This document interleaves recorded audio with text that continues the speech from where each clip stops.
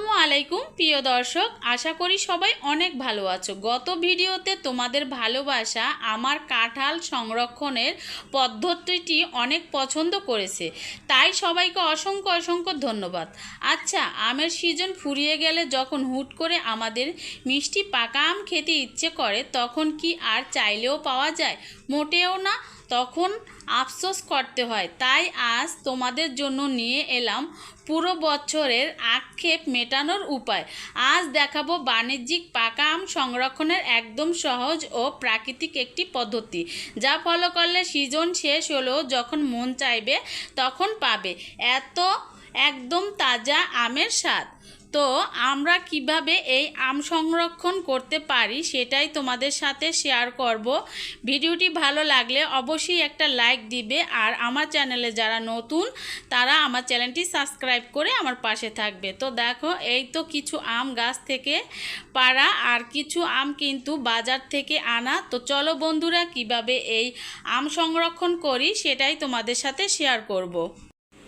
অনেকেই হয়তো ভাবছো পাকা আম সংরক্ষণ করলে গলে যাবে, নষ্ট হয়ে যাবে, কিন্তু দেখো এখানে আমি একদম নরম পাকা আম নেইনি, আম নিয়েছি কিছুটা শক্ত আধা পাকা আম। তো এখানে কিন্তু আধা পাকা আম নিতে হবে শক্ত করে, তো বেশি নরম আম নেওয়া যাবে না, যেহেতু সংরক্ষণ করতে হবে সেই ক্ষেত্রে এখানে কিন্তু আধা পাকা আমটা নিতে হবে। তো এখান থেকে কিছু আম শক্ত আম বেছে নিব আমি।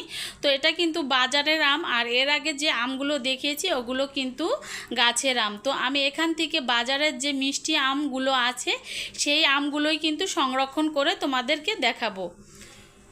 তো এখান থেকে কিছু আম আমি চেক করে দেখছি যে কোনটা শক্ত আর কোনটা নরম। তো এখান থেকে কিছু শক্ত আম নিয়ে আমি নর্মাল পানির মধ্যে ভালোভাবে ধুয়ে নিব। তো দেখো, একটা বলের মধ্যে দিয়ে আমগুলো ধুয়ে নিচ্ছি নর্মাল পানি দিয়ে।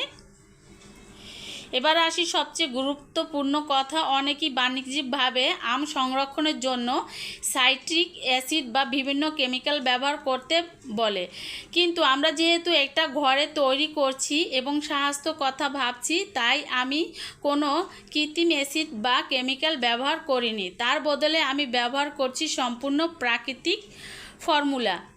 তো বন্ধুরা, এখানে আমগুলো উপরে কিন্তু খোসাটা এমনভাবে ছিলে নিতে হবে যাতে একটু শক্ত শক্ত ভাব থাকে।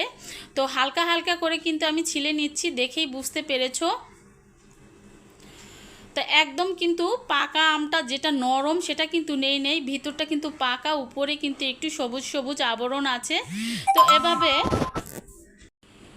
এভাবে কিন্তু আমি আগে আমের উপরে যে খোসা আছে হালকা করে ছিলে নিব।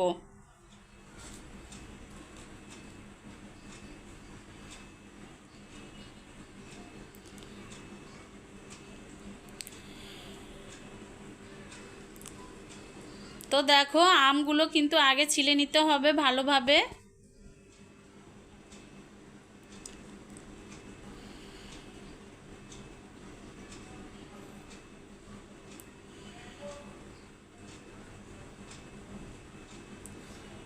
তো বন্ধুরা, এর আগের যে কাঁঠালের ভিডিওটা দিয়েছিলাম তোমরা অনেক ভালোবাসা দিয়েছো এবং অনেক পছন্দ করো, সেই উপর ভিত্তি করে কিন্তু আমি আম সংরক্ষণের ভিডিওটা তোমাদের কাছে শেয়ার করলাম।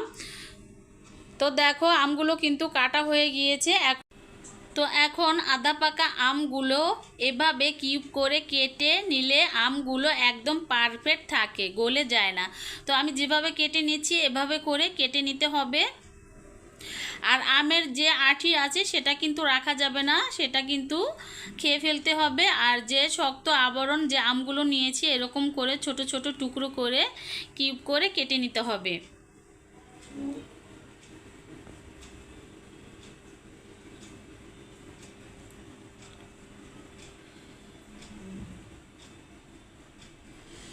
তো দেখো, এক এক করে কিন্তু আমি আমগুলো কেটে নিব আর একটা প্লেটের মধ্যে তুলে নিচ্ছি।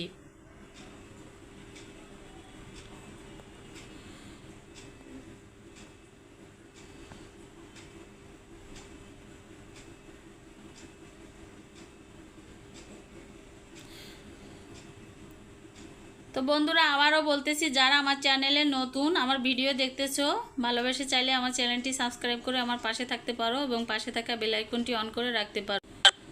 তো বন্ধুরা, ইউটিউবে কিন্তু অনেকেই অনেক রকমের ভিডিও দেয়, যে কারণে অনেকেই মনে প্রশ্ন জাগে এটা কি আসলে কাজ করবে নাকি ফ্যাক বা ভুয়া ভিডিও। আমি তোমাদের শতভাগ গ্যারান্টি দিয়ে বলছি এটা সম্পূর্ণ পরীক্ষিত এবং প্রাকৃতিক একটি পদ্ধতি।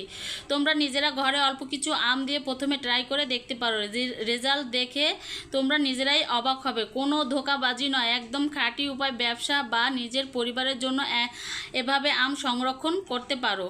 তো দেখো, আম সংরক্ষণের জন্য কিন্তু আমি এখানে কোনো কেমিক্যাল ব্যবহার করব না, তার বদলে আমি ব্যবহার করছি সম্পূর্ণ প্রাকৃতিক লেবুর রস। লেবুর রস প্রিজারভেটিভ হিসাবে চমৎকার কাজ করে, যা আমাদের স্বাদ ও রং দুটোই একদম তাজা রাখবে।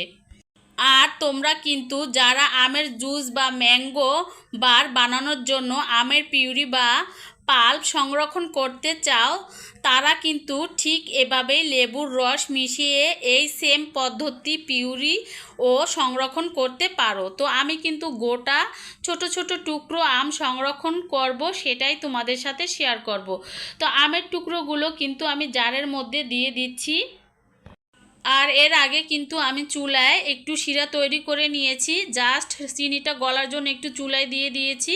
তো শিরা তৈরি করার পরে কিন্তু যে আমের টুকরোগুলো আমি জারের মধ্যে দিয়ে দিলাম, এখন কিন্তু এই জারের মধ্যে এই শিরাগুলো দিয়ে দিব। এখন প্রশ্ন হলো, এগুলো কি বাইরে রাখা যাবে? যেহেতু আমরা কোনো ক্ষতিকর কেমিক্যাল ব্যবহার করি নাই, তাই এগুলো আমাদের ডিপ ফ্রিজে সংরক্ষণ করতে হবে। জারে এই এয়ার টাইপ বক্সে ভরে ডিপ ফ্রিজে রেখে দিও, আর পুরো 1 বছর আমের স্বাদ থাকবে একদম অক্ষুণ্ণ। আর এখন যে পদ্ধতিটা দেখাবো, এটা কিন্তু একদম বাণিজ্যিক সংরক্ষণের জন্য একটি অত্যন্ত জরুরি একটি ধাপ। এখন এখানে থেকে আমি কিছু পানি দিয়ে চুলায় বসিয়ে দিলাম, আর যে জারের মধ্যে আমগুলো ঢুকিয়ে নিয়েছিলাম সেগুলো এই চুলার মধ্যে দিয়ে প্রায় আধা ঘন্টার মতো জাল করে নিব। এতে করে কিন্তু আমের ভেতরে যদি কোনো ক্ষতিকর জীবাণু বা ব্যাকটেরিয়া থাকে তা একদম মরে যায় এবং আমের নিজস্ব এনজাইমগুলো হয়ে পড়ে। এর ফলে আমগুলো যেমন দীর্ঘদিন একদম ফ্রেশ থাকবে, তেমনি সুন্দর রং এবং পারফেক্ট টেক্সচার ও বছরের পর বছর নষ্ট হবে না। তো এভাবে কিন্তু আধা ঘন্টার মতো জাল করে নিতে হবে। আর দীর্ঘদিন সংরক্ষণ করার ক্ষেত্রে এরকম জাল করে নিলে কিন্তু আমটা একদম ফ্রেশ থাকবে, রংটাও সুন্দর থাকবে, নষ্ট হবে না।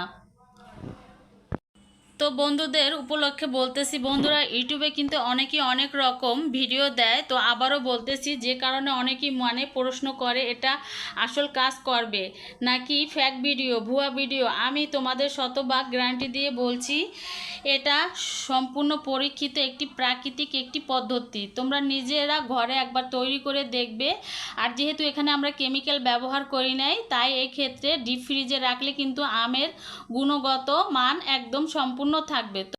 তো বন্ধুরা, তোমরা এভাবে ট্রাই করতে পারো, কোনো ধোঁকাবাজি নয়, একদম খাঁটি উপায়ে ব্যবসা বা নিজের পরিবারের জন্য এভাবে আম সংরক্ষণ করতে পারো। ভিডিওটি ভালো লাগলে লাইক ও শেয়ার করতে ভুলবে না। আর এই ধরনের আরও প্র্যাকটিক্যাল টিপস পেতে চ্যানেলটি এখনই সাবস্ক্রাইব করে পাশে থাকো। ধন্যবাদ সবাইকে। আল্লাহ হাফেজ। আসসালামু আলাইকুম।